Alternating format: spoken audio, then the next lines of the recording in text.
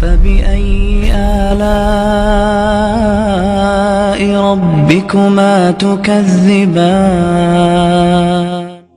کفر کے بھی لفظی معنی پہچان لیجئے۔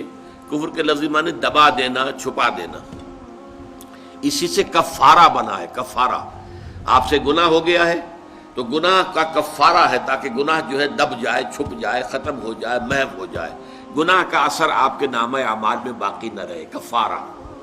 تو اسی طریقے سے کہتے ہیں کہ جو کسان ہے، عجب الکفار نباتہ ثم یہیج فتراہ مصفرا، سورہ حدید میں کسانوں کو کہا گیا کہ یہ کفار ہیں، کس معنی میں کہ وہ دانہ جو ہے زمین میں چھپا دیتے ہیں تاکہ اس سے زمین سے پھر پودا نکلتا ہے۔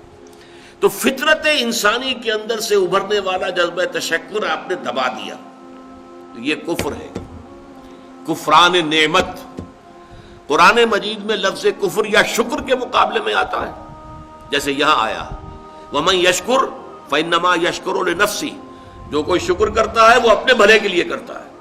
وَمَن كَفَرَ فَإِنَّ اللَّهَ غَنِيٌّ حَمِيدٌ، اور جو کفر کرے گا، کفران نعمت کرے گا، تو اللہ تعالیٰ تو غنی اور حمید ہے۔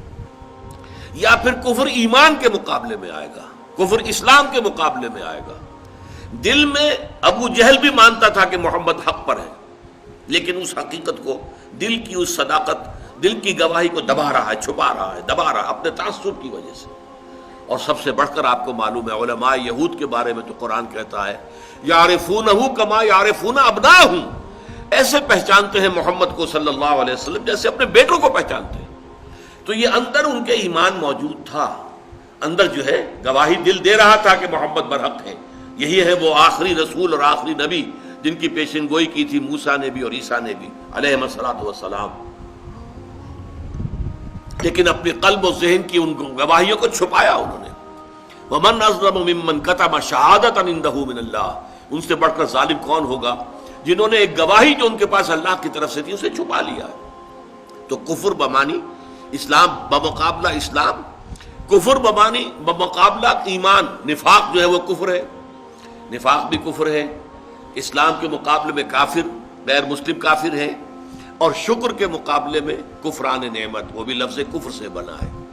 اسی میں آیا ہے لئن شکرتم لازیدنکم ولئن کفرتم ان عذابی لشدید، اگر تم شکر کرو گے تو ہم اور دیں گے، اور بڑھا کر دیں گے، لیکن اگر تم نے کفران نعمت کی روش اختیار کی تو پھر ہمارا عذاب بھی بہت سخت ہے۔